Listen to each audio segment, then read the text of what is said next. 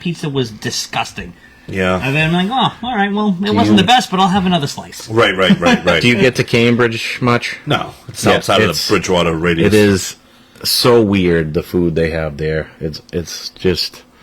I can never really find anything on their menus that really I'm like, oh, that looks delicious. Yeah. It's just always weird shit. And Is it a lot of different ethnicities? No, it's just like Cambridge is just weird. They try to like gourmet Try everything. to make it fancy. It doesn't need to be gourmet. Yeah. No, there's nothing wrong with a good old-fashioned meatball sub. Exactly. Like, that's it. And that's why I hate like these grilled cheese places. Like, dude, just give me a grilled cheese. I don't maybe need a little all bit this of different tomato bisque or artesian something. breads and all these different gourmet cheeses. Just a good old grilled cheese. There used to be a grilled cheese truck that used to come to our work, not our work, but right outside, and we'd go out there for break, and I'd be like, oh, wow. I couldn't find a plain grilled cheese. Yeah. I had to have like this this grilled cheese on this brioche artesian bread, with which was pretty good. And it was like 13 different cheeses. Like, come on. Cambridge is one of those places that they want those coffee shops where you get like the $9 coffee. Yeah. And you're like, can I just have a Dunkin' Donuts? Yeah, just and give like, me, well, like, there's like black. 2 in Cambridge. The first thing I was like, I'll just run to Dunkin' real quick, and then I'm like, wait a minute, there's no drive-thrus. I gotta drive to the other side of Cambridge. Find a place to park, walk in.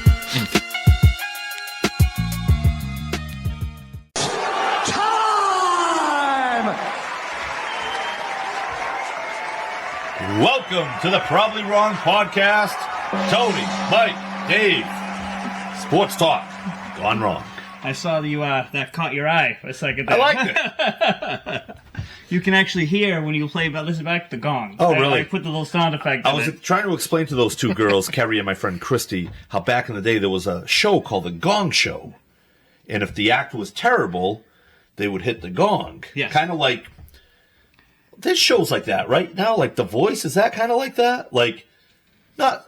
I mean, they don't have a gong, but it's like what they got the idea from. I haven't really watched it. If they like it, they hit the button. And they bang that thing. Yeah. So, The Gong Show. That was, I think, back in the 70s, early 80s. When TV was at its peak, right? Yeah. Press Your Luck, Price is Right, Let's Make a Deal. Oh, they were all out there.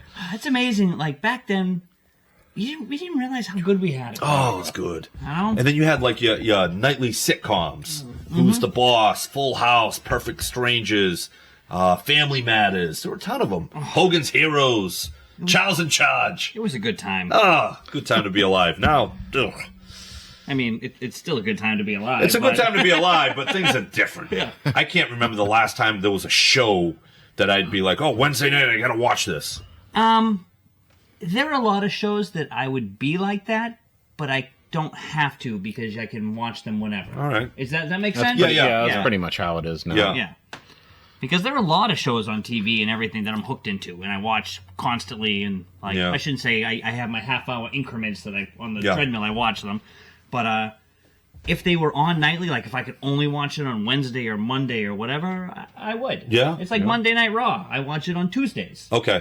Like me and my son will watch it downstairs. Yeah. Because it's on too late for him. Right. But no, like back then I missed that. Run into the show like, Thursday nights was your Cosby Show way back. Alf, Monday night. Yeah. You know? Not anymore. Yeah. But speaking of letdowns. All right. So today, as we get into Mike's weekly wine and rant, I was starving. Oh, right? So this isn't a sports letdown, because we got plenty of those going around. Plenty of rants. I was starving today.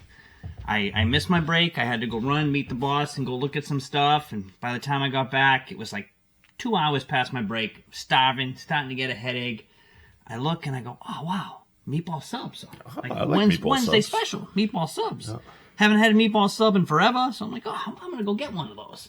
Go in there, mind you, I'm in Cambridge, so it was $15. Oh, boy. And it was this big. Oh. All right? That's pretty big. That's really big. Even half that's pretty big. not from a sandwich. Oh, a sandwich. Well, all right. That would be different. And I can tell you the first problem with the sandwich, because I've had it, especially for Mike, is it has pepper. No, let me go. Hold on. I know your role, Dave. Know your role. Slow down. I know exactly the first reason he I get the sub. Now, mind you, it smells delicious. I open it up. The bread's cooked great. I go, oh, this is going to be great. I take a bite out of it, immediately spit it out.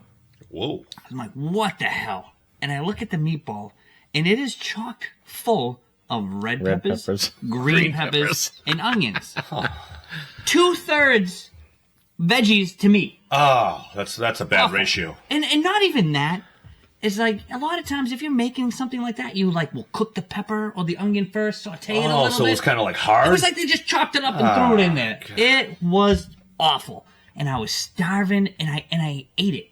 Yeah. Because I had nothing else, and I was like, this is awful. And I'm like, I just paid $15 for this thing. Yeah. Who does that? 15 Who puts bucks for vegetables? That amount of vegetables? It doesn't tell anybody. There's no disclaimer. Meatball full of fucking veggies. Yeah. Sorry for the, but I was like, Yeah, I mean, if you're going to put onions in, which a lot of people do, chop them up real fine. Yeah. Or like you said, saute them before you put them in. But yeah, the peppers, I've had this meatball sub, and it's weird when you bite into a meatball with green and red peppers in it. It crunches.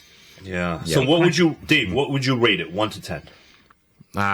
I'm probably in the 5 range. Okay, you're going to be much lower. Yeah. It didn't even register. Okay. Yeah. It wasn't awful. The one I had wasn't awful. There wasn't that much vegetables in it. He's either exaggerating that, or he just got a meatball that had a ton of veggies. It looked like a Christmas tree when I bit it. I'm like, all the different light bulbs in it. No, I definitely noticed the peppers in it, and I was like, There's nothing worse than paying an exorbitant price for food and it being bad. And you can't do anything about it. Yeah. You got to eat it, because you're hungry, or you don't eat it, and you go hungry. And the crappy part is, how often do you eat meatball subs? It's probably... I hadn't had one in forever. That's what I mean. When I looked at it, I was like, oh, man, I'm going to have a... Meatball sub. I'm in the mood for a meatball sub. That's just because on the sign it says special. Yeah.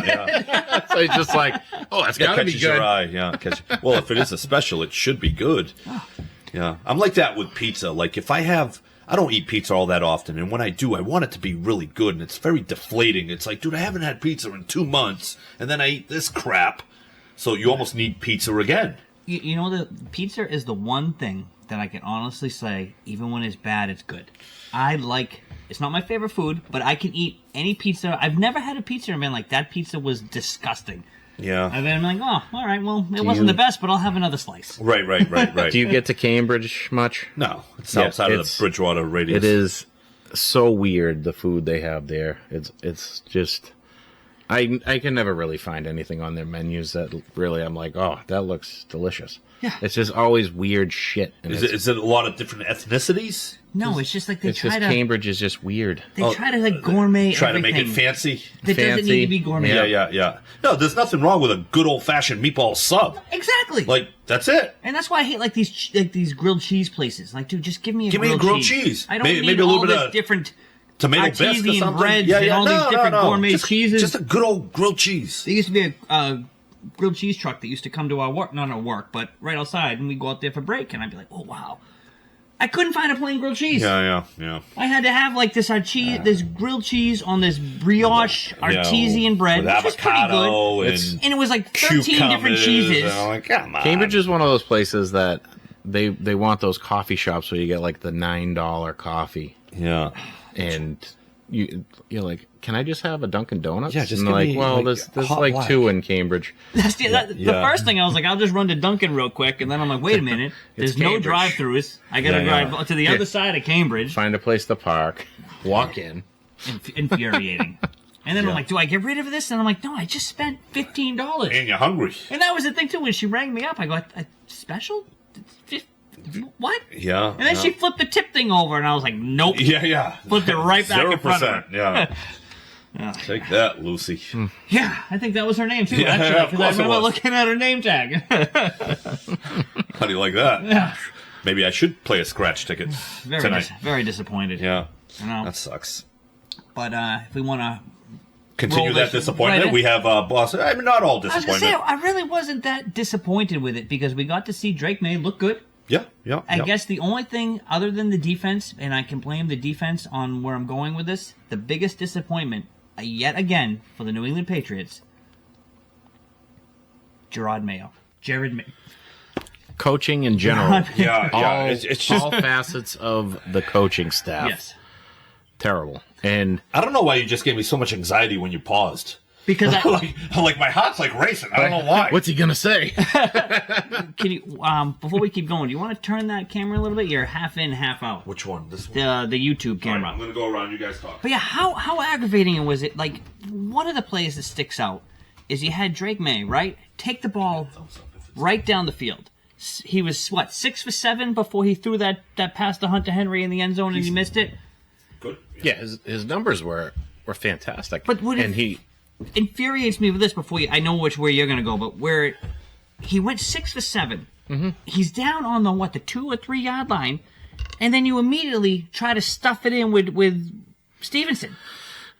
Yeah. And he got pushed back. I'm like, come on, your quarterback is red hot right now. Read the room. Yeah. Right. You know? And I feel like that was like throughout the game. He would get on, like towards the end of the game, he gets on a tear. He's making completions, making plays, and then handoff, lose 2 yards.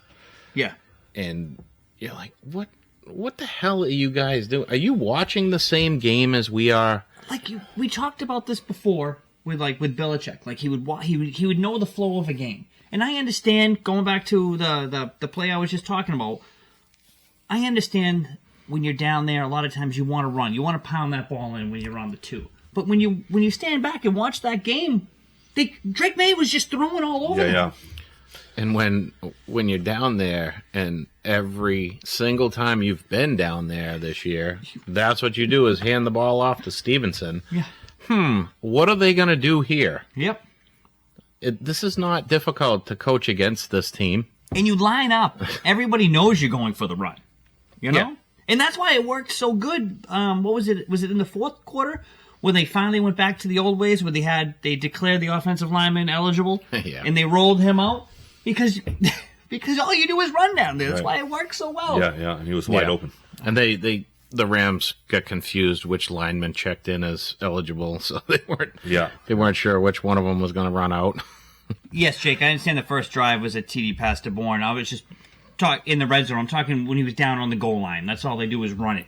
Like, he threw that pass over to Hunter Henry, the first one, and it just got blocked out. And instead of just regrouping and throwing again, you run, get stopped, get stopped. What are we doing? Ride the hot hand is all I'm saying. And then you're 4th and goal from the 2 and you kick a field goal. Yeah, it's very conservative football for a team that really has nothing to lose. Like, just air it out. You're 3-8 or whatever you are. Just air it out. And that just made me question at the end of it, are they coaching to lose? I just don't think they're very good coaches.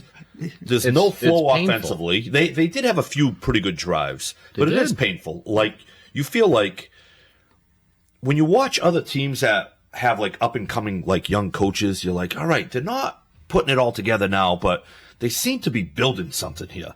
I think the only thing we're building is the fact that we have a pretty mobile quarterback that is playing pretty well. But it's not like we're confident in this coaching staff taking him to the next level. Oh, absolutely not. And we're not confident in this coaching staff getting the defense in check, right? Because Belichick had some like teams defensively that they would struggle throughout the season, but he would always find a way to figure it out. They'd always find a way to figure out the offensive line. I don't have the same faith in this. I have no faith in this coaching staff. Absolutely not. No. It's infuriating because, as you say, like they're coaching to not win, right? Yeah, coaching scared, maybe? Coaching scared. It's like, I understand these tactical moves that Mayo's doing, but right now, where you just need to get a win, like everyone's expecting you to lose, this is where you go for these chances. Yeah. Like, you want to be conservative when you have a really good D that's going to actually stop these guys. Where, you know what, I just got to take the points because I know my defense is going to do it. Right. Right now, no. Like, you need to score them when you can. Yeah, he's trying to play like 1985 football in an era of Madden football, and it's not working. It's not working. No, and like you said before, there's no flow. They're not watching and coaching how the game's going. They're not making adjustments on anything. And then, like I said, it's like they're coaching to lose. 7 minutes left in the game, and you're down by 2 scores, and you're running the clock out for the Rams. Sean McVay's sitting on the other side, and I'm going, really? Yeah, Thank you. You're doing me a favor here by running for minus 2 yards every first down, putting Drake May in 2nd and long, every time he makes plays to get a first down. Well, let's get him to negative yards again so that he can try to make some big plays again.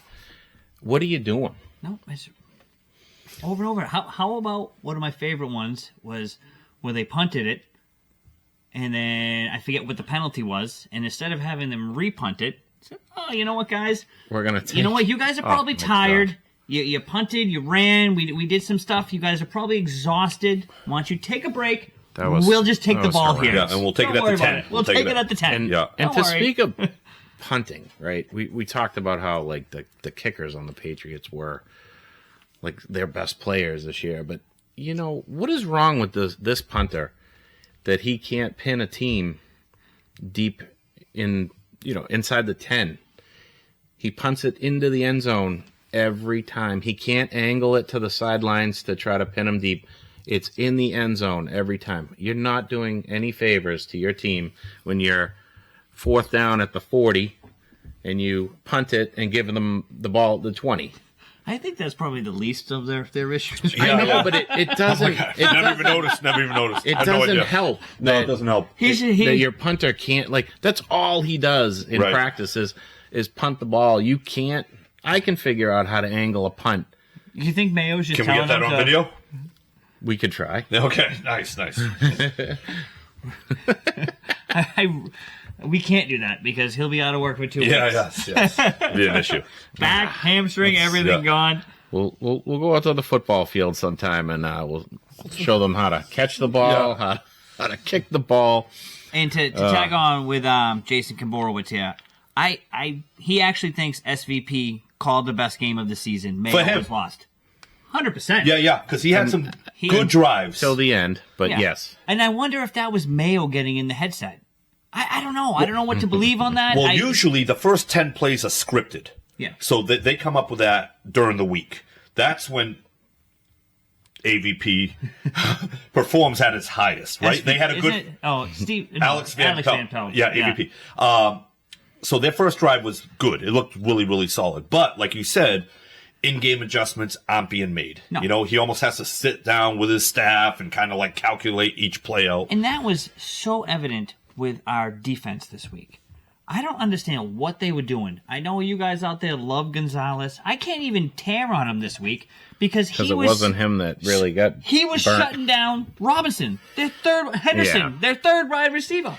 What are you doing sitting in zone? That's because he can't cover. He can't cover. I don't think anyone can cover Puka Nacua. But they're sitting in zone all week. No, I'm sorry. If everyone here talks about right here about how great Gonzalez is, you can't come in here right now and say because he can't cover. He can't cover them. I don't think anyone in the league can cover those two wide receivers. This was the game. But not even that. It's just that they sat in a zone, and they got picked apart in the first half. And you got a halftime to sit there and go, all right, guys, we're going to take our best player, defensive player, put it on their best player, and you know what? You're going to have to beat him. Right, and slow him down. And then we can maybe do a double team to Cup. And then who else do they have out there? Other than Kyron Williams. I agree. And they did none of that. They just let Stafford pick apart this defense. Well, that all-out blitz they called, and Cup just ran by, was it Jones or everybody? Marcus? Yeah. Someone. Is that the guy that got cut this week? And, he just watched Cup run inside him, and whoop, gone. 7 yards. Yeah. And Cup's not that fast anymore. And he didn't. He turned around and he was like, "There's no one behind me." They just said, "You know what? We're so good. Take the touchdown. We'll come back and score." Yeah. It's infuriating. Now we come up this week now to a fully healthy and loaded Miami team. Miami, which Roger would like to trying to talk his wife and. If I had a chance to go, I would take that trip to Miami to go. Yeah, I've heard that's a great trip to take, so you should go, definitely. Especially you're a Dolphins fan. They should, at home, have a pretty good game against the Patriots, especially Tua and Tyreek against this defense. And this is, to get into Tua and Tyreek, right? Mm-hmm. Everyone wants to talk about Gonzalez, how he shut down Hill. Because they man-to-man Hill, right? Against, who's the... Tyreek Hill. No, I know Gonzalez. Hill, but who was the quarterback? Hunter? No, even last year. Last year. So you're going to put Gonzalez. You could not put Gonzalez like on Cup, Jason. Yes, on Nakua, but you're going to put him one-on-one coverage next week against Tyreek Hill. He can't cover him. They No, will. I don't think anyone can cover him. That's the claim to fame. That's what I get. That's what I get into arguments all the time. Look how good he did. He was on Tyreek Hill for 20 plays, and Tyreek Hill only got 3 receptions. Like, come on. I don't see this going well for this defense next week in Miami. They struggle in Miami anyways. Right, but usually when they struggle in Miami, it's usually September where it's so hot. So it's better to play them this time of year than it is September. So there's that. But like Mike said, Miami's healthy. I'm still baffled at Tua trying to make make and using his head to do it. He's a football player. I mean, exactly. You're not going to tell teach otherwise. I mean, sorry, but I know. I don't know. Stick your leg out and trip the guy. Take the penalty. What are you doing using your head? I know, but that's instincts kick in. So yeah, it probably won't be a good week for that. It's just, I don't know. I think the positive signs are even throughout all this chaos. Maybe the worst offensive play caller in football, maybe the worst offensive line in football, maybe the worst offensive receiving group in football. Drake May doesn't look overwhelmed. He doesn't look like a rookie. He looks like a mature, veteran quarterback. I mean, he has blips here and there, but it seems like, though, at the end of the games, when we have actually a chance, he throws a pick every time. Yeah, I mean, granted, it's only been 3 times this year. Right, but it's at the end of the game, it's like he tries to do too much.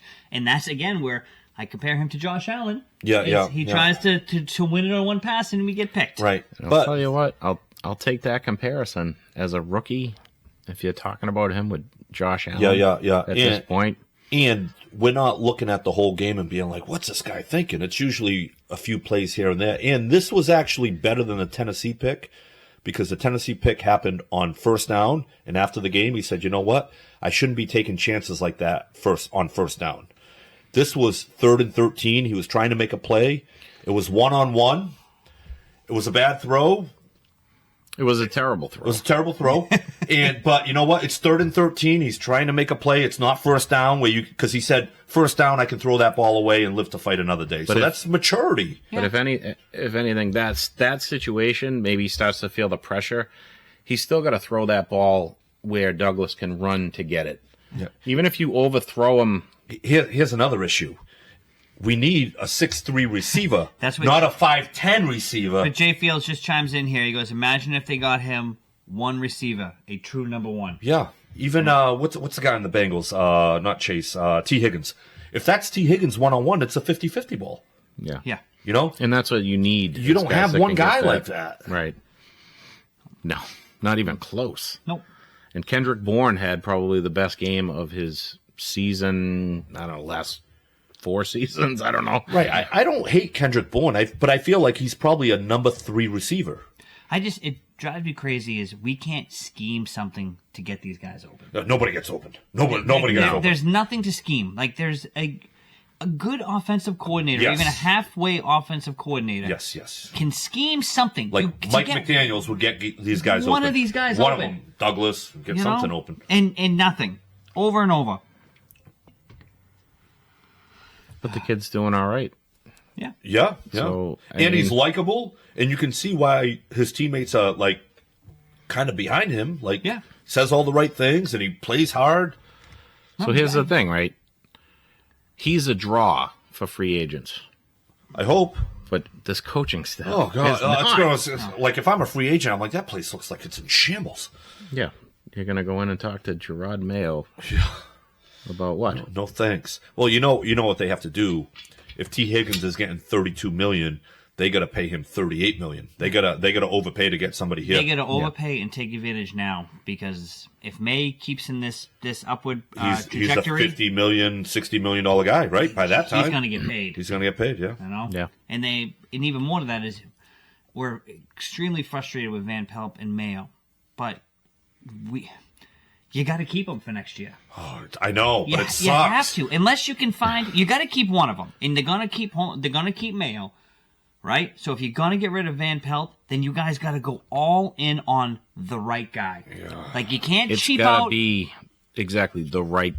This is going to, if you make this decision to switch coaching staffs, it has to be the guy. 4, 5, 6 years guy. And you almost got to, I think, have May involved, right? Yeah. Like, you can't just make this decision for May. If Drake May's your guy and Van Pelt is out the door, they need to include May. I'm okay with that. They have to find some way for these guys to be, a what's it called, a cohesive unit. Yeah.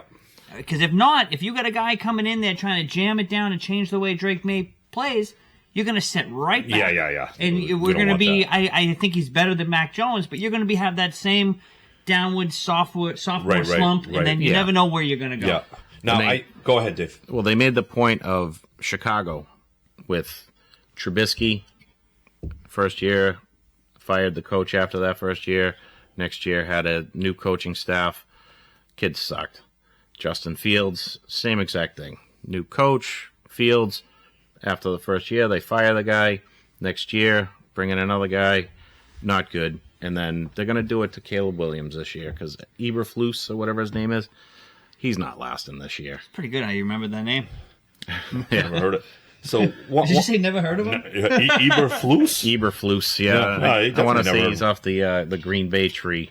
Yeah. So now, when they tried to get an offensive coordinator in here, they interviewed, 11 people? Oh, they tried to get 11 people. They didn't interview anybody because nobody wanted to come here. Nobody wanted to come here. But if we had Drake May, there's a chance that some of those guys would take the interview at least. Yeah, yes. I think so next year. So now we have a better chance of getting somebody that's actually because Alex Van Pelt was never a play caller, never like a real offensive coordinator, but now we might have a chance of getting one of the top 5 guys that they want. And you know who's available? Bill Belichick and Josh McDaniels. Yeah. And as much as we hate Mayo, Jerod Mayo, is that all we can do right now, because we're stuck with him next year. Oh, yeah. Hope that something clicks and we get a Missoula-type growth into the second year. And I don't hate him. I don't think he's fit to be a head coach yet. We felt the same way to Cross Sports about Missoula. Like, we felt we were dogging him big time on this. And look at us now. We all like the guy. Yeah. Like, he's grown on all of us. Granting, winning is the cure for everything. And that's also a very good team. Yeah. We don't have a very good team. And sometimes you got to manage, like, your players, and he's having a hard time. It's hard to manage your players when you're 3-8. Yeah. Because they fall off the train, so to speak. Speaking of falling off the train, do you want to take this around NFL Week 11? All right, let's go. You get Daniel Jones basically done in New York. All right. I mean, that should have been like a couple months ago. He should have never been drafted 6th overall. I just can't believe they gave him that contract, and now he's gone. But I mean, if you're gonna get rid of him, move on from your GM and every other person in management that decided that he was the guy. Yep, and decided to not pay Saquon. And Saquon, look at how Saquon hid this guy's deficiencies. Yeah. You talk about a running back not being worth it. This team was halfway decent when Saquon was on it because he hid all the Daniel Jones deficiencies. Does that coach get fired? I would think so. Because he could be an offensive coordinator. Dayball. Right? He was the offensive coordinator with Josh Allen. Yeah. And if we're comparing Drake May to a young Josh Allen, kind of, he worked wonders with Josh Allen. I don't hate that at all. Oh, I love that. And the fact that he's already been here, worked for Belichick. And then when you fire Mayo, you can just bump him right up. Yeah. And I'm waiting for Daniel Jones to go to Vegas or Tennessee. They're going after Daniel Jones. And I could see him going into either one of those situations and actually maybe succeeding. He's a little bit of a freak athlete. Yeah. Would if you're San Fran, do you pick him up as your backup? No, but I don't think he would take that. I think because he knows there are other teams where he could go start. He could go walk right in and start for Vegas right now. And he could go walk right in and start for Tennessee right now. There's a bunch of teams that the quarterbacks are terrible. Yeah.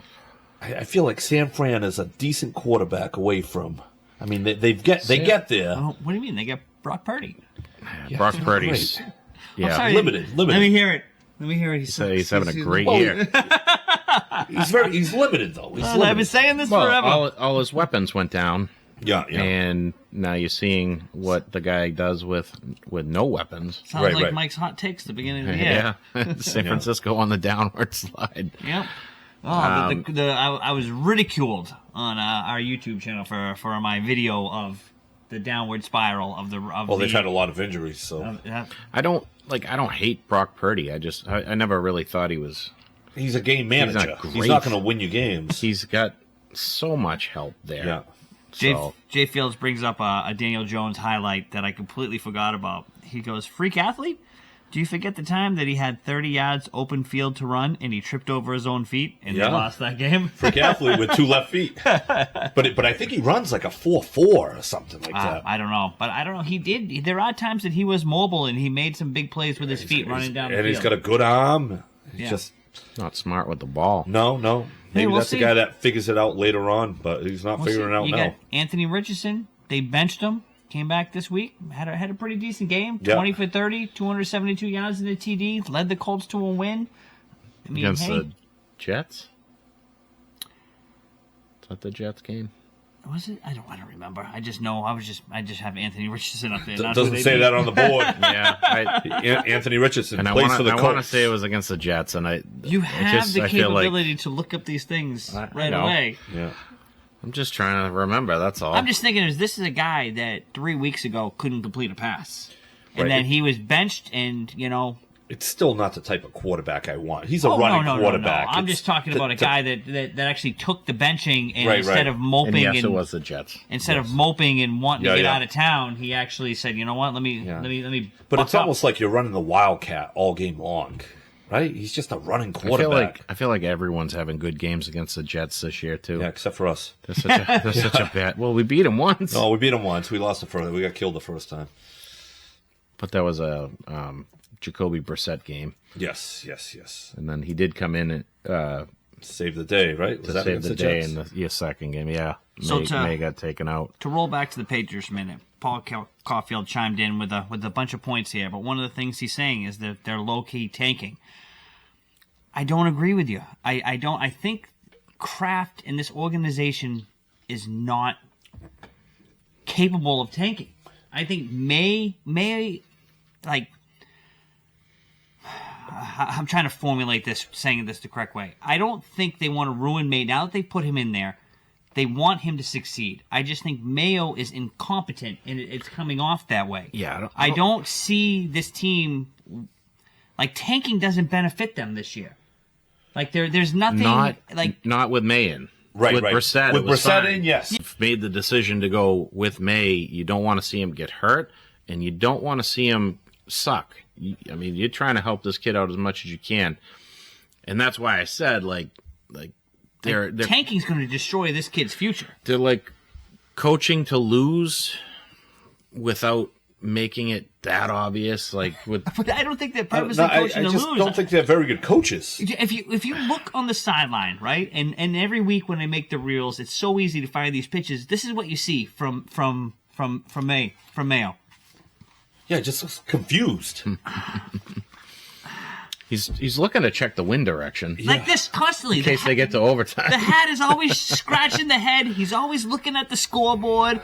He's looking down at his feet. And he doesn't want to make that mistake when he gets to overtime again on the wind direction. Now that I say it, watch, look. And yeah. He'll be like, he always looks like that. Yeah, just in over his head. Like this. Feels like they're all in over their head. He had him on like this. Yeah. And he was just reading something, and I don't even think it was the playbook. Yeah. It's comics. I mean, at this point, just let if the kid is throwing the ball well, keep throwing the damn ball. Who cares what Stevenson and Gibson and who, I don't know who the other kid is. Who cares what they're doing? If he's 6 for 6, 6 for 8, and you're moving the ball, keep throwing the damn ball. To segue into some other, look at Bo Nix. Bo Nix having a great year. Kept throwing the ball. Destroyed my Falcons this week. Every week he's growing. And one thing that people don't want to mention is, he's got a really good coach. Yeah. And what they're doing by letting him throw the ball is he's completing great passes. And it's opening up the running game. Yeah. Just think, if they let May just throw the ball, they're eventually going to have to be like, you know what, we have to adjust and guard the pass. And you're going to open up more lanes for Stevenson. And throw the ball on first down. They run every time. I wonder what they're going to do. Let's put 8 in the box. God. It's so annoying. Stuff them for a 2-yard loss. Maybe once in a while they break off a 2 or 3 yard run. Second and 9. Yeah, you're not helping this kid out by doing this stuff. I mean, take the training wheels off. Yeah, he's already showed you that he can play in this league. Let him play. So we had another great game this weekend, though. The Bills and Chiefs. Yeah. AFC Championship preview. More than likely. Yeah. I believe I said this last week. Bills would win game 1. They're going to meet up again in the playoffs, and the Chiefs will win. I don't know, though. My issue with the Chiefs this year, they play so many close games. Yeah. They haven't looked great. No. Yet. They should have 3 or 4 losses right now, or be like kind of in that ballpark. But they're that team that when you get into the playoffs, it clicks. Yeah, and they're going to have home field. And God forbid that they get the bye. Yeah. And I agree. I do. But this Buffalo team has a different feel to it this year. And Josh Allen has a different feel. It doesn't feel like the same old Josh Allen. So that could be the factor in the playoffs when they meet again, because they will. To back up even though I think the Chiefs will win, just in case, a few weeks ago I talked about I placed a bet on the Bills to win the Super Bowl this year. That's a good call. You did? Yeah. Yeah. I put it like a couple months ago. I put money on the Bills. That. I talked about it. I did the Bills to win it, and then I did the Bills AFC and the Falcons NFC. I took that's not going to go well. Well, the odds were great. Yeah, so I took it, and then my team gives me something to root for. Yeah. But I think the Bills looked really good. Josh Allen played great. He wasn't too reckless. I mean, that last play of the game to ice it was. No, he just, like I said, there's a different feel to Josh Allen. And maybe that feels getting Diggs out of there and him feeling like he's got to feed him the ball. Yeah. Right, getting that diva receiver out of there. Everybody wants the diva receiver, but it sometimes creates issues. Yeah, and it's funny. Jay Fields just chimes in and just said the same thing you just did. Feels like me and Jay Fields are on the same page. He seems like a very intelligent fella. Very intelligent fella. Yeah. We love Jay Fields. Yeah. Love sports. I sense the sarcasm. No. Yeah. Jay loves the sports, and he's very in tune with the betting of sports. So right. He pays attention to a lot of the stuff. But that was one great thing about Brady. Brady would spread the ball around, and we didn't have a lot of egos. But you have Diggs there. You got to feed him the ball every once in a while, or else he stops running his routes. Yeah. And we never brought in divas. I mean, I guess Randy Moss, and he was good for about a year and a half, or 2 years, and then he started coming up with. Well, the he wanted a new contract, and they didn't want to do it. Yeah.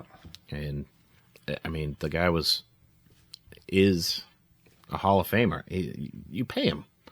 Stop being cheap. Yeah. You're cheap with everyone else. He was worth it. The guy, the one full season with Brady, breaks the touchdown record, and that team lit up everyone. Yeah, but he was great that season. He worked well with Castle the year after Brady was out. But now he's getting a little. I don't know about paying these older wide receivers. He was a guy that was probably worth the money at the time. Yeah, but maybe for one more year. It's not like he went anywhere else after and was like a superstar. Him and Brady had a thing. Yeah. And they let him go. Yeah, enough of this. Yeah, do you want to talk about old guys that are proving that they should get paid? Russell Wilson.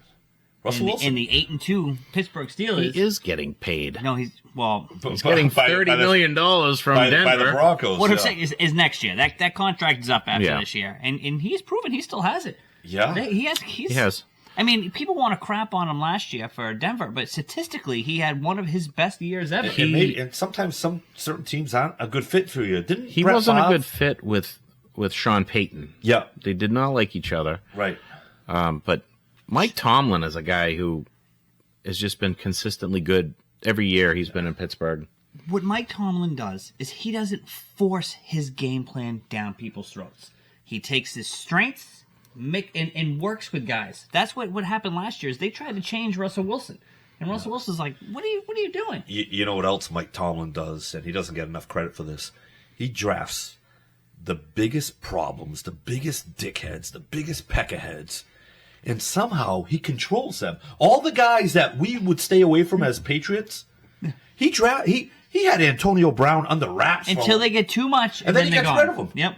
Dude, the amount of control that guy has, he drafts all the troubled players. Yeah. Look at Pickens this year. Pickens, you know, and for what you know what it is. He's the alpha in that room. Yeah, 100%. And if you don't have an alpha coach, that Jerod Mayo can't even handle our guys. Our guys went to like Rutgers and Harvard. Like he goes out and gets like the worst guys out there. You does a great job. He's players like him because he's tough. But he's still a player's coach. Yeah, fair. Probably very fair. No. And he is, like you said, he's the alpha. Calls these guys on his credit. He got rid of Antonio Brown. He got rid of Rodney Harrison. He got rid of LeGarrette Blunt. You know, they Le'Veon Bell. Yeah. So good for him. Juju Smith-Schuster. And Deontay Johnson. They've never completely fallen off to like a 5-win season. No. At worst, they're like 8 wins. No. And like people want to crap on Pittsburgh. Me as a Falcons fan, I would love to have my team be like Pittsburgh. Consistently in it every year. I like how he builds a team, too. It's kind of like the Ravens, like defense and like a running game. Like it's...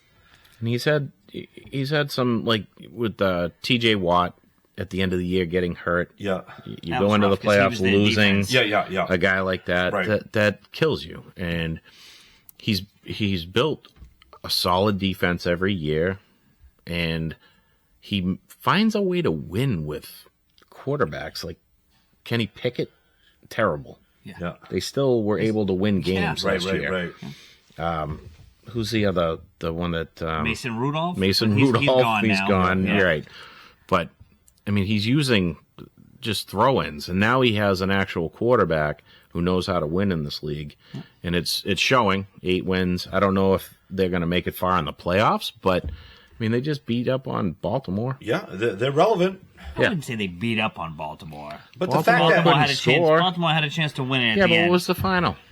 Right. Baltimore's a team that's been putting up 35. They lost by 2. 42. They lost by 2. Yeah, they didn't even score 20 points, though. It was like 28-26 or something. I thought it was like 19 No, because to 18. Lamar Jackson had a chance at the end.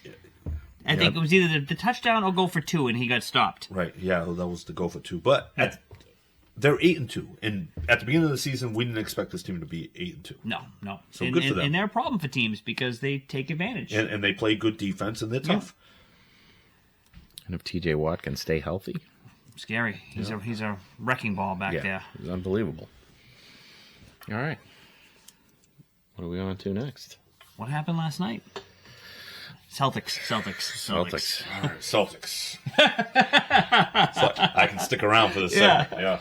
So, can I just go ahead. Get something straight? Rant away from last week. I never said Jason Tatum sucks or anything like that. You were basically alluding to that. I saw a reel on Instagram that said that you said Jason Tatum. No, I never said that he wasn't the MVP of this team. That he's the number 2. And like I said, he doesn't suck. I picked him to win league MVP, but he's not the team MVP. How can he not be the team MVP when he leads in every single statistical category? It's not about the statistical categories when it's team MVP. Like, there is not one statistic that is taken in this team that he doesn't lead. Everything. Including getting run over and not standing up for himself. Who stood up for him? The team MVP stood up for him. I don't need him to be. I don't need him to be Draymond Green. Matter. I don't need him to. It doesn't matter. Why? Tatum is he'll win league MVP. Why? Because guys that put up big numbers. I mean, Would you rather him be like Embiid won league MVP? Would you rather him be like the rest of the fairies in the league, the fake tough guy? I would rather be. He's not a tough guy. All he would look like is a fake tough guy. It's a negative thing. It would be a negative because you would have saw him get into. I don't mean to whack you. Sorry. I realized when I did. I didn't mean to. I'm talking with my hands big here. I don't need him to get up there because it's not him. It wouldn't be genuine. He would get up there and then immediately be crapping on him. That's not even what I'm saying, though, Mike. What I'm saying is he's. It's really hard for me to make a reel out of these things if you cut off the point. He was that close to a reel. He was right there. I've never said I expect Jason Tatum to do this or do that. All I said was He probably is league MVP. Great player. I said he's in the top 5 in the league this year. Probably top 2. But when it comes to his team, you're contradicting yourself. His right team. Now. You just contradict. You can't be top 2 in the league. So number 1 is Jaylen Brown. No. So how can you be like? When it comes to his team, he is not the most valuable player. So Jaylen Brown's the number 1 most valuable player in the league. This team is so good. And I saw someone say they wouldn't have won half the games they won this year if Tatum was out. Bullshit. This team is so good. They would have won, they might have one less win than they have this year. They've also blown 3 games this year against shit teams. Listen, I like Jaylen Brown, but the problem with Jaylen Brown is if Tatum's not out there for any length of time, 1, 2, 3 games, which we've never seen, right? Jaylen Brown is not the guy to take over the game. He is a slash scorer, and he's amazing at it. We need him. We wouldn't have won last year without him. But if he is the primary player on the team, the way that he plays the game, the way that he dribbles left-handed, the way even last night, still kicking the ball out, all they know is they have to double team him. With Tatum out there, Jaylen Brown gets single coverage, and very little he gets double teamed. And he is doing what we want. He exposes that. He's amazing at it. And But you take Tatum out of that equation, more than one game, teams will be like, oh, like they did against Miami in Game 7. Oh, now we just got to double team Jaylen Brown, and he's going to turn. Or put our best defender on Jaylen Brown. And he's going to turn it over 9 times. It doesn't have to be Brown at this point. They have enough good players. This team is the most complete team in the NBA. There isn't a team that has as much talent on the bench as what they have. So this team could still win a ton of games. And I don't want to see Tatum gone. I like Jason Tatum. I don't, like we talked about earlier before we came on. You blow a 21-point lead. Where is your MVP to stop the bleeding? He actually did. He turned around and ended up winning the game for them last night. When does he stop the bleeding? A 21-point lead.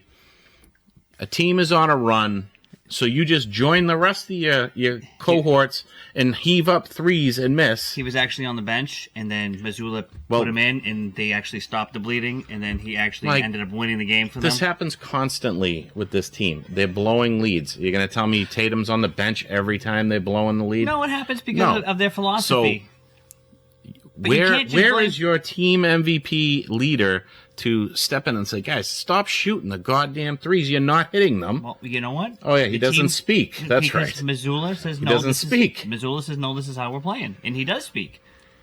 No, he doesn't speak. He does. They all... The only one that speaks in the group is Jaylen Brown. No, that's absolutely 100% factually not true. You were just sitting back. If you watch the stuff and see it, I believe what I believe. Tatum is the leader in there. You guys might not like it, but no, I thought you were about to say I said what I said, and I was about to slap all this stuff out of here. I would never. That's not my. That's not my statement to use. To like what Jason Fields says is yes, it's simple. The two of them build each other up. They need each other. They do. 100%. Of course they do. But we see this every year because Jaylen Brown misses 20+ games a year. Jason Tatum keeps this team afloat. Thank goodness Jason Tatum doesn't really get injured, so we don't have to see that. We only see him miss 6 games a year, if that. Right, and that's great. Yeah. It's great to have him there. And Tatum facilitates much better than Brown. Tatum can give people open shots. Jaylen doesn't give anybody. Jaylen Brown is just a scorer. And he's great. He reminds me of Dominique Wilkins. He's just a pure scorer. Yep, and Dominique Williams is a Hall of Famer. Yeah. Mm-hmm. But without Tatum, what we would have is what we used to see back in the day, where it's one-on-one basketball. Jaylen Brown trying to make a move, and that's where we used to get into problems. Now, with this team, they have Drew Holiday. They have when Porzingis is out there, they're so much better with him out there. But so you go years with Tatum and Brown, and no championship. They get there. They get to the Eastern Conference Finals, lose. You bring in a Drew Holiday, maybe someone with a little bit more of a voice on winning. You got Porzingis, who's, I don't know, just a beast when he's healthy. He's never won, never been there. So. No, I get that, but he's still, when healthy, he's a beast. He's just never been on a team that's built anything like what he's on right now. And he knows that, and that's why he's not in any rush to get back, because we'll make the playoffs, and I'll come in and we'll dominate. But this team goes as Jason Tatum goes. That's the end result. This team goes as Jason Tatum goes. 100%.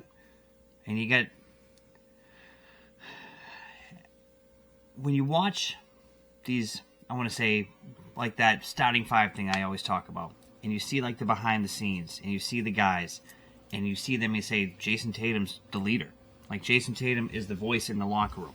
Just because we don't see it, they don't care about us. Jason Tatum doesn't care that we don't, like, about that stuff. Of course they do. They're going to call us after this, and, I mean, they want to get their opinions in here, yeah. And Jay Fields, 100%. Marcus Smart was a huge problem with that. Because Marcus Smart was the one getting in fights with Jaylen Brown. Marcus Smart was the one getting it. I know they called each other their brothers. Marcus Smart was the voice. He was of the that voice. Team. That's not who you want. But the problem with the difference between Jason Tatum being the voice and Marcus Smart being the voice is Jason Tatum knows Joe Mazzulla is the coach. Marcus Smart, as we remember last year, or was it 2 years ago, thought he was the coach. Right. Was calling himself, trying to call himself in. And I don't think the players really... I don't think the players really respected Marcus Smart the way he thought they should.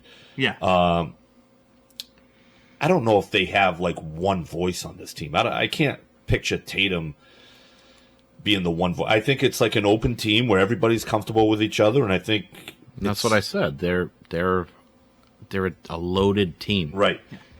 They have a lot of really good players, complementary players on this team. And, like, one of the things with Tatum that goes unnoticed with last night is, so that game in Atlanta, they got completely out-rebounded. Like, it was disgusting how bad they got beaten off the boards. And then we saw Tatum address that. I got to be better. I need to... He didn't say seize the moment, but it was something like that. I don't remember the exact quote. And then you look at it last night, and he's jumping over Mobley and Allen, muscling these guys, grabbing these rebounds. He grabbed 12 boards, right? Like, that's what you want to see. A guy be like, you know what? I was not as aggressive as we need to be.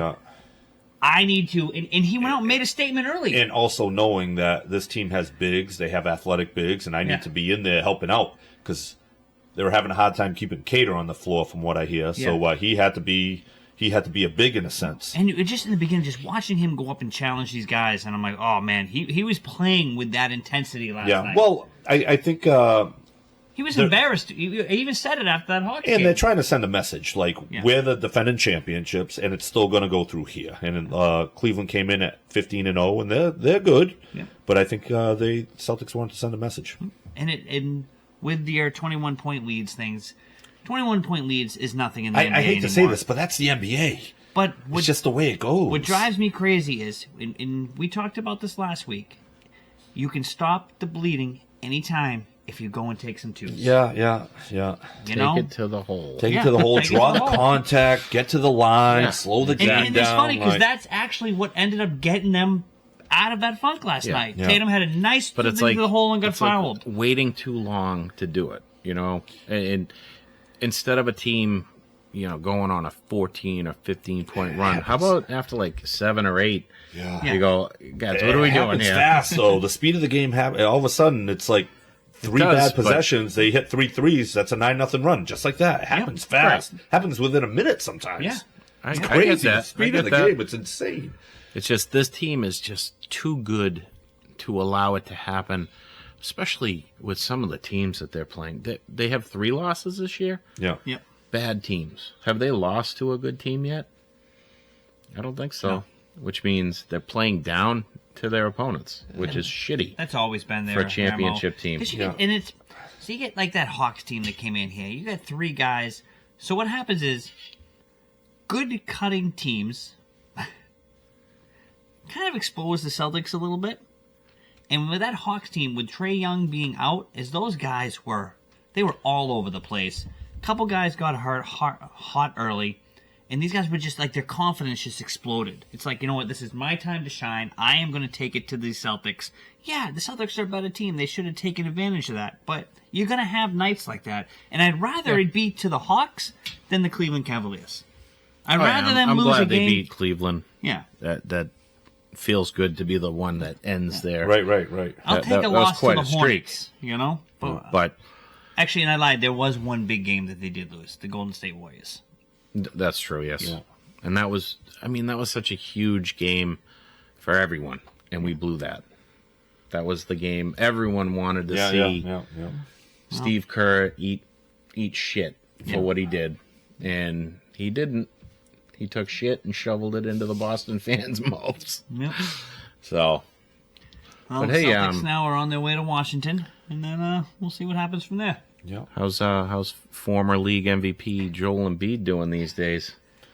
The 2-11 76ers. Now you want to talk about tanking, Jay Fields? This is a team right now that's tanking for Cooper Flag. Cooper Flag out of Maine. Yeah. Who would have thought Maine? Yeah, right. Maine. An absolute stud. You get Maxey calling out Embiid in team meetings. You know. I love it. I love it. Well, Maxey plays hard. He plays tough, and he expects the same. And we talked about this before.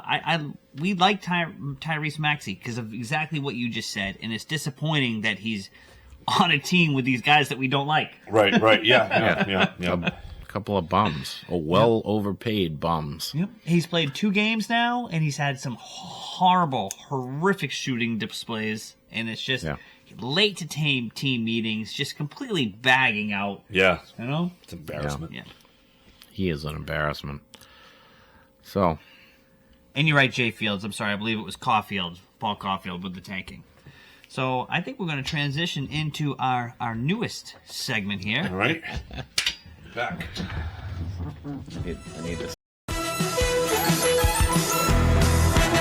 And now, the Coach's Corner with David Disciullo.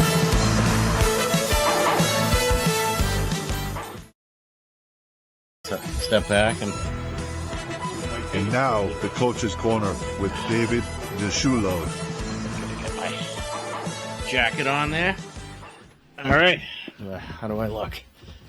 Hold on. Let me get that. My notes. All right, Coach Dave. All right. So, our Boston Bruins played against the worst team in the league the other night. Yep. Well, I shouldn't even say they played. They were on the ice. They were on the ice against the Blue Jackets. Didn't really see them play much. A couple guys with some effort, but and they got their coach fired. And Jim Montgomery, good guy, really good coach. I think he's their 3rd Coach of the Year winner in the last 10 years to get fired. Yeah. They should all be ashamed of themselves. Can I read you a couple things? Please. So we have Brad Marchand. If we would have done our job in here, he'd still be around. We let a really good coach and a really good person down. Yeah. I mean, that just tells me that your captain loved playing for the guy. He loved the guy in general. Just he's a great person. I don't know him personally, but I mean, that's your captain. We also have David Pastrnak. We weren't getting it done. And because we weren't getting the job done, we lost a coach, an amazing human being. So it's tough. And he's probably going to come back to haunt you because he's going to coach again. He'll get a job real easy. Great guy, great coach. Why isn't Sweeney and Neely being held accountable for any of this? And, I mean, we've been talking about it for a while now. They brought in 3rd and 4th line players. They traded a Vezina goalie for a 4th liner and a backup goalie. It's painful to watch, and night in and night out, the effort, it's not there. Can I say the good thing about how bad this team is performing right now is they fired Montgomery early, right? So this team is still going to struggle behind Sacco. This may be what we needed to tag into what Jay Fields says here. This may be what the team needs to finally get rid of Sweeney. Well, because they're going to need to be bad. They're going to need to they not have to make the continue playoffs. to lose, yes. And if they turn it around for Sacco, that's even more disappointing. This guy's collar. Keep talking. Is it? Oh, I'll tell you, this is a disaster. Sorry. Well, Jeez. it was a quick turnaround here, you know? Thank you, sir. If they turn this around and start, like, they go on a winning streak for Sacco, that's really disappointing for Jim Montgomery. Because if these players were just laying down, what was the reason for it? And they're just so... I don't know. I don't even know how to put it. Like I said last week, they're so easy to coach against. Their defense is so big, but they don't like to get hit. Do you remember what the Bruins do every single game? Dump and chase. That was what he said. Dump and chase. Except they forget the chase part. Yeah. They just dump. They dump and All they over watch all over their fans. Yeah, they dump it. They watch the other team go get the puck and skate right out of their zone with it, and skate right by you, and go in on your goalie and stand in front of your goalie, do whatever they want in front of the net. And I know Swayman's not having a good year, but there's evidence out there to show that they're not trying at all when he's on the ice. And then when they are trying in front of Korpisalo, they're just not good enough. They're being outplayed by everyone. What's going to be more infuriating with this Bruins team, and what kind of bothers me with Pasternak and Marchand's comments, two guys I like, by the way, is you get Pasta and Marchand coming out and saying that they feel bad if they would have tried harder. Like, you guys are two veterans. You can't read the room and see that was going to happen. You couldn't say, hey, you know what, guys? Our coach, like, you guys are going to talk about how good of a guy he is. You couldn't be like, our coach, this great guy, we're going to cost him his job. Like, we need to get together. We need to figure this out. We need to play harder. We are a better team. We need to put our full effort out on that ice because we're not doing it. We suck right now. Instead, they continue the way that they play. They continue to suck. They get blown out by the worst team in the league. And now it's a big surprise that Montgomery's gone. It's a big surprise that this great guy, this amazing coach, we let him go because we couldn't try harder. Well, try harder. And now you're going to try harder for Sacco? Exactly what you said. Like, this is going to be, like, this is just spitting in the face. So it leads me to believe that maybe, you know what, Montgomery wasn't this guy. Maybe the ownership, because they tried to pay him in the offseason, maybe they had a salty taste in their mouths. Maybe Montgomery wasn't this great coach. Because if he was, these guys would have started this weeks ago because they all heard the buzz. They all heard everything. They saw this crap they've been putting on the ice. It was complete bull crap. But, I mean, if you have any heart and you're playing in the NHL, you're giving full effort every night. And right now, most of these guys, and I can name a few that the effort's there, guys like a Brazeau. The problem is, these guys that are putting the effort, Kastelik, they're not great players. So even when they put full effort in, you're not going to get goals and assists out of them. You're just going to get effort. Yeah. Hard skating, playing the puck well. Great. Dump and chase. They'll do the chase. Getting rid of the paper. Yeah, it was a Too crinkly. great thought, but you just keep. I kind of like the jacket though. Crinkling He kind of looks like our version that? of Charlie Steiner. I mean, Yeah. Remember Charlie Steiner from ESPN? Yeah. Kinda I looked it up when you said that. Yeah, it kind of looks like him. He needs glasses. Looks pretty good with the black shirt. Yeah, I like it. I was like really it. hoping It should be like a weekly thing. tonight. You could have put them in your mouth. You could have done a little. I was thinking about that, and I had already left the house, so. It's right. Every week we'll work on Dave's coach's corner. Yeah, you know? in his appearance. This is, this is, I like the jacket. A weekly progression this here. segment's staying. And all I got to say, guys, is check out the YouTube channel because there is actually a video intro. Like, yes, Tony just found out that we have a YouTube channel. Wow. Some other people have just found out recently too. Yeah. Both the co-hosts on the show yeah. just be like, "Oh, we don't even subscribe." I thought we were just on I've Facebook. How can we ask these people out here to follow us? Follow us on Instagram, Facebook, and all of a sudden we have a YouTube channel. And a TikTok channel. And I don't do TikTok. Chinese government. Stay away. Your brother chimed in, looking very professional tonight. That's it. My brother?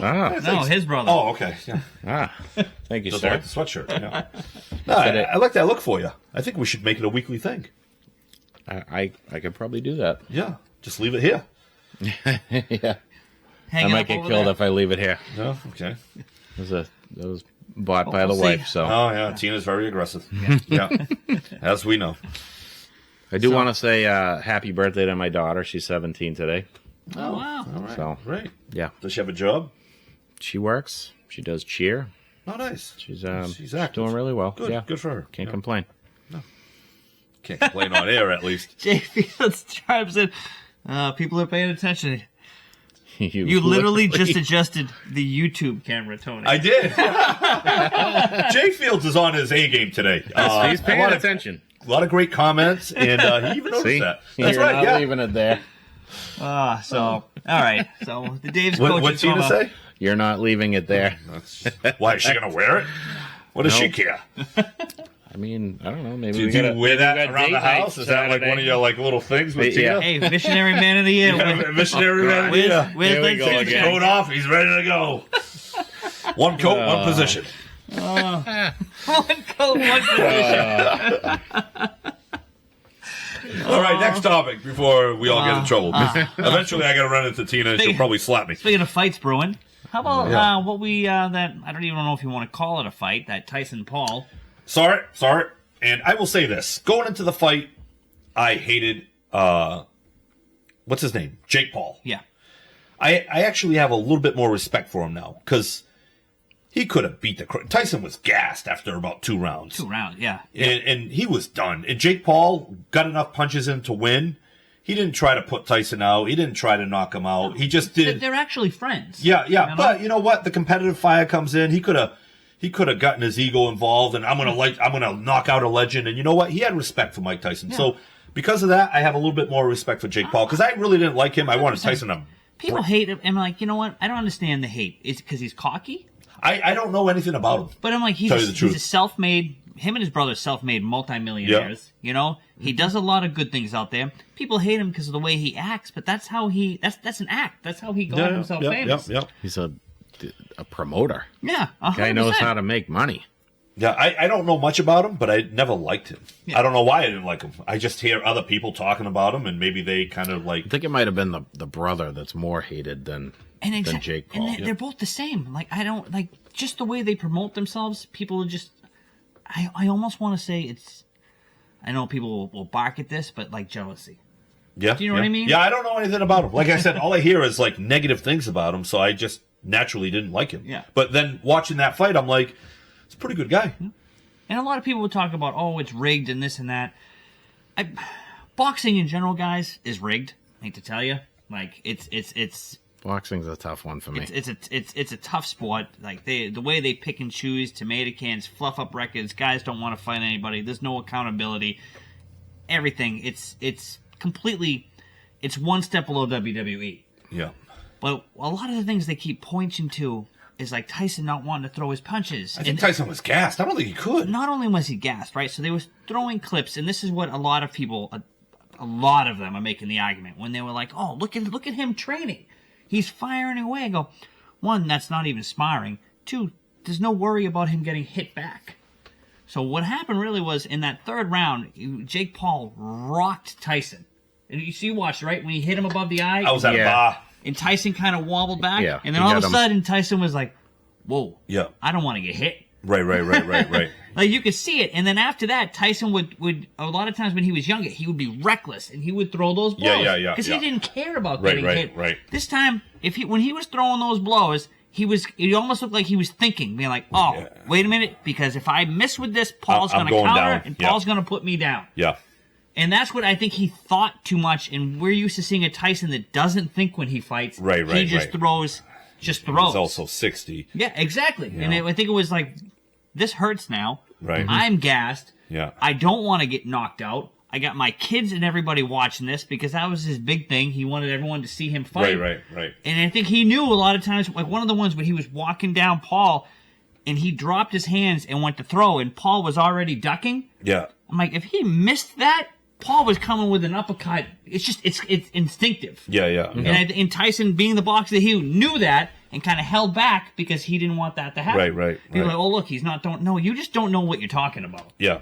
So I thought going in it would be fixed. Like I said, I was at a bar. I was watching it on a phone, and you can only see, it's a small phone, right? And you could just see Tyson, just didn't have the legs underneath him. So there was no way this was fixed. And the one thing that people are talking about, Tina Tyson, about him stepping on his shoes when Tyson slapped him, guys, that was all fake. Oh, that's WWE kind of stuff. That was 100% fake. That was completely planned out. That was the whole backstory, because there was no anger between the guys. No, because so they concocted something. Right. You know? But as far as the fight, there's nothing Tyson could have done. No. Because Tyson's 60 years old. Yeah. And you looked at it, even him walking to the ring. Yeah. You could see it, and immediately I'm like, this isn't going to go well. And then... No, he looked gassed walking in. Yeah. No. Whatever. Yeah, I can't blame the guy for doing it. He got paid well. Yeah. He needed that payday. Go ahead, Dave. He needed the payday, and Jake Paul was willing to make that happen. It was someone who, his father loved Tyson as a boxer when he was younger, so it was kind of like a big deal for him to get into a fight with Tyson. And but it was Jake Paul making money for him, for Tyson, for his camp. I mean, it was a big money maker. Yeah. And that's what Jake Paul is good at. And it got people talking about boxing because it did. People want to crap all over Paul. He's not a boxer. This is just entertainment. It's not boxing. Saying all this stuff. But when do people talk about boxing anymore? No. And all you heard leading up to this fight was talking about boxing, talking about the old everyone days, wanted talking to about the see new this. days. Now, after the fight, you're hearing a lot of different fighters start chirping. Like, these fights do so much for boxing, and yet there's no capitalization on it. Yeah. It'll in another week or two, this will be gone. Again. Well, the only thing they really have, in a weird way, is Jake Paul. Jake Paul. Yeah. Because he's challenging anyone and everyone. And he's the draw right now. He's not a real boxer. And now he actually has real boxers challenging him. Yeah. I know he wants Canelo and he wants McGregor. I would love it if I think McGregor doesn't want to fight him. I think McGregor's too smart for that because I think McGregor knows that if he gets in that ring, in a boxing ring, he'll lose. And if he goes into an MMA ring, it's the end of his career. Even if he wins, it's the complete end of McGregor's career. If he goes and actually fights Paul in an MMA, because Dana White will completely cut him off. Okay. But that's why it's the end of it. 50-pound difference in weight. Right now, McGregor keeps going up and down in weight. But McGregor's not going to get up to Jake Paul 220, and Jake Paul. He could lose weight. Down. I don't know if he's coming down to 175, 180. No, it'd have to be like a 195, right? Yeah, I don't. Jake I Paul could care less about McGregor fighting Jake Paul. One fight that I wish I had seen, I got to see some of the highlights from this weekend, was MMA, John Jones. Yeah. That guy is quietly...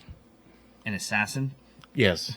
I mean, all these guys talk so much trash, and they want to fight John Jones, and he gets in there and just completely destroys them, and I love it. Absolutely love it. I love it with John Jones is, so they set up this interview before, and when he walked in, I don't know the whole premise of it, but as soon as he heard the guy's accent, he knew right away. He was like, "Nope, sorry guys, not doing this," and turned around and walked out. And then the other guy, he went up to, goes, "I apologize." He goes, "I just know what's going to happen in there, and I'm not putting myself into that. Yeah. So we're just going to cut it and go our separate ways." I did see that. Yeah, and he did do the Trump dance after. That was pretty funny. Pretty hilarious. That's funny. And that went all through the NFL this weekend. Oh yeah. Kind of weird, right? Well, I think, not to get political, but I think with how everything unfolded this time around, I think you're seeing a lot of athletes of all different ethnicities, all different everything coming out and being like, you know what, screw it, I voted for the guy. And now you're seeing less outrage because you're like, oh, before everyone was like, no, I didn't vote for him, and everybody hated him. And now you're starting to see people be like, you know what? I did vote for him. Can we have Dave do the Trump dance? You know? No. But you see, I don't dance at all. No. How many different guys did it across the NFL this weekend? It seemed like quite a few in It was college a lot. football as well. Yep. There was, It was. I feel like it was everywhere. And I think it started with John Jones. Yeah. If people are like, you know Because what? he pointed to him in the audience. Yes, and he's like, if I got John Jones on my side, I'm okay. Well, no, it was the week before. I believe it was Nick Bosa. Oh, he had the hat on, right? No, the hat was at the interview Okay. before the election. Okay. But last weekend, he had a sack, and he got up and did the dance. Okay, yeah. And he kind of started the wave, and now you're seeing it from a lot of different athletes and, different sports. Right. So, and John Jones was just the most... You think Jay Fields can give us the Trump dance? We should. Yeah, Fieldsy is a dancer. He's a dancer, all right. I don't know if he's a Trump dancer, but he's a dancer. I just like it that there's less outrage now. Yeah, if someone did that, you'd have to hear about Oh, it forever. God. And now My it's just Facebook like would blow up. everybody's finally like, you know what? I don't care. Yeah, He's in now. Let's just live your whether you life. like him or not. 4 more years. You know what? There's going to be somebody else. Yep. So keep it moving. Keep it moving. All right, baseball. We're going to do some baseball. We're hitting free agency coming up. The only thing really exciting to anybody is Juan Soto. Yeah. And the Mets just offered him $660 million. I saw that. I don't know how many years. The Mets are going to overpay. I'm not the biggest Juan Soto guy. I don't even know if he would fix all the problems here. I feel like the Red Sox aren't going to get him. But I do feel like there is a way to make some moves. If I was the Red Sox, I don't think the Mets are going to re-sign Pete Alonso. I'd like to see Pete Alonso at first base, right-handed power, trade Casas over to the White Sox, bring back Garrett Crochet. Now you got your lefty starter. Maybe go out and sign Teoscar Hernandez. That'll give you some flexibility to trade another guy. Yeah. So you're looking at the rotation of Garrett Crochet, Tanner Houck, Brian Bayo, Cutter Crawford, Lucas Giolito. I'd still go out and I would try to sign Blake Snell. I'm out on Blip right. What it Actually, is Soto's that shiny toy. I don't that think he's people that want. shiny though. Can I go back on the Blake Yeah. Snell? I am in on Blake Snell. For 3 years? Nope. You know why? Because Blake Snell is a year up, a year down, a year up, a year down. He had a year down, so next year he's going to have his year up. He also didn't get like the big deal that he thought he was going to get, so maybe you can get him on a 3-year deal for a left-handed I would stud. just do their normal deal. Yeah, you know yeah. what? We're going to sign you $12 million one Yeah, year, yeah. prove it year, and then let we'll you see. go. We'll see what he takes. See, usually the shiny object comes with like a lot of like when Francisco Lindor went to the Mets, he came with a lot of excitement. Mookie Betts is like that big smile. Shohei Ohtani, like Judge. I don't know if he's a top 5 to 10 player, but not Judge. Soto. But there's something missing with that guy. He's a top 5 to 10 player. This is going to be his 4th team. There's no charisma. No charisma whatsoever. We used to see Manny smile. We used to see him fired up. We used to see Ortiz fired up. There's nothing with this guy. He's just a good hitter. Maybe he's just in the wrong spot. Maybe he just needs to come He's been down. on 4 different teams. He's already won a championship, a World Series. Yeah, Washington. Yes. But you know what? With Washington, you were starting to see that charisma. You were starting to see things bubble over. And then he went to San Diego, where I love San Diego, but it's where good players go to get lost. Because like what happens when you go to San Diego? Like you're out there, you're on late, nobody sees you. Yeah. You know, the team never really does anything. They're just always kind of get themselves into the playoffs and then get beat by the Dodgers.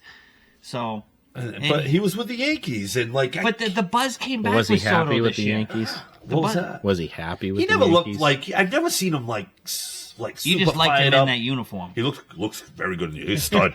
I mean, he comes to Boston, maybe it lights some sort of a fire under him. I don't know. I don't think he has it. I don't think he has like that Boston mentality. But you never know, because Ortiz didn't have it before he Well, got Ortiz here. also sucked. So we never. He was a utility, not a utility player. He was kind of like a first base alternate. Pedro didn't have that. Oh, Pedro had a lot of fire. Oh, in Montreal, Montreal with the Dodgers. Not the Dodgers. With Montreal, he broke Mike Piazza's hand. But there wasn't that. He had the fire, but the charisma is what I'm talking about. He wasn't beloved, even in Major League Baseball, like he was here. Right, and I know we're kind of right. biased because it was our team. Yes. But he was throughout baseball. Like, he was even beloved in Yankee Stadium. Right, but he was kind of he was kind of hidden in Montreal too, you know. So, but Soto hasn't been hidden. I don't know. I feel like there's something off with that guy. Jay Fields, let's go. He's the Jason Tatum personality of the MLB. Yeah, kind of flat. You know, like, would you rather have? I know Juan Soto is a better baseball player than Bryce Harper. Would you rather have Juan Soto or Bryce Harper? Bryce Harper's a winner. Yeah. He'll take you. He'll lead your team. Yep. Like there's a difference with certain guys. Jose Ramirez, like even Bobby Witt, like there are different levels of like stars, and Juan Soto is better than the majority of them. But there's something off. He's like Mike Trout. It's like Mike Trout. Yeah. Just like flat. Yep. Maybe he just hasn't had the chance to be He's the been guy. on 4 teams. But has he been the guy? He's 4 teams. What was that? But has he been the guy? In Washington, when they won the World Series, it was him and Anthony Rendon because Bryce Harper just left. Yeah, but if you look back to those days, like I just said, was he 20? He was 20, starting 21. to get that buzz. Yeah. He went to the Yankees and he was like, we got Aaron Judge, we got Stanton. Yeah, but if you traded Francisco Lindor to the Yankees, he would make his presence felt. Yeah. The people that have Bryce Harper would make his presence felt. Yeah, well, certain guys don't have breed. that. Yeah, you know? Definitely, yes. And I don't think he has that. And I think Boston needs that because our superstar and Rafael Devers doesn't really have that. I mean, he's very happy, like but he doesn't speak English. We need another guy. I think they do. But I think the fans probably just like the fact that Soto's out there. He's a high-priced, high-talent free agent. I want the fact that we turn around and offer him $600 million to be like, oh wow, we're gonna pony up, and then we don't get him. We lose him to $660. Yeah. And now we go out and sign everybody else. Yeah. Sign your Pete Alonso's. Yeah. Get your pitchers. Yeah. Even with Soto, he doesn't fix the major problem on this team. Is we can't throw the ball. And if you grab a Pete Alonso, he brings right-handed power. Soto is lefty. He brings a lot of he's got a lot of charisma. I've seen him hit homers, rip his shirt off. The team loves him. Yeah. There's something about Pete Alonso. I don't think the Mets are going to sign him though. They want to move Vientos over to first. There's something about him that I think would fit in Boston, and then you could go out and sign a starting pitcher, and then you could flip Tristan Cassis and get another starting pitcher. I want to see a real move. Yeah. They didn't make any real moves. Tyler O'Neill was that's like a... But it worked out great. Yes. But we loved Tyler O'Neill. I love Tyler O'Neill, but that's not a significant move for this team. They needed to bring in studs plus a Tyler O'Neill. That shouldn't be your number one move. And I wouldn't be opposed to bringing Tyler O'Neill back, but that can't be your number one move. No. That's like move number 4 or 5. Now, what if they offer Soto $600, Mets are offering $660, and he takes the Red Sox because he's dying to come here? The Red Sox, they're going to be mad at themselves. They're going to be like, shit. They don't want to pay him $600 million. I mean, could you imagine? Yeah. They're not going to pay him $600 million. We don't want to piss off our fans. We're going to make him an offer, and he's like, yeah, I'm coming here. I can see the Sox doing 10 years, $400 million. Yeah. And hoping someone else signs him. Yeah. I don't think they want to sign him. I don't think they want a 10-year deal with this guy. I think they'd rather... I don't like 10-year deals on any... I mean, the thing, he's only 26, so you're probably going to get 10 years of production. A lot of times these guys sign a 10-year deal and they're 30. Yeah, right. It's 28, 29. You're going to get 4 or 5 years out of production. At least this guy is 26 years old. Right. And a great hitter. Great hitter. So... All right, well, we'll see. We'll see. And when does that start? It's got to be starting He ended up going to the Dodgers. Now he's going to Philly. So we'll see. The Soto saga continues. Yeah. Before we sign off here tonight, why don't you show the MP sports cards? Oh, that's right. I want to bet because Matty P, who seems to be wrong on everything, said that Joe Milton would start a game before. Shake Milton, isn't it? No, it's not Shake. That's not his nickname. That's his nickname, Shake. What's his first name? Is it Joe? Joe. Mm-hmm. Yeah. Yeah, so he said Joe Milton would take a snap before Drake May. And I'm like, what? So it turned into a bet where I won this prestigious box of Topps Heritage Baseball 2024. So we can open up some cards. All right. We're going to do this live on air? I mean, we can do it live on Facebook, but we can sign off everywhere else. No. I mean, they don't want to watch it. We can do it live on Facebook. We can't do it on this. Yeah. All right, everybody. We'll see you next week. All right, so let's get these cards. Shit. Here we go. That's not the outro. All right, check you later.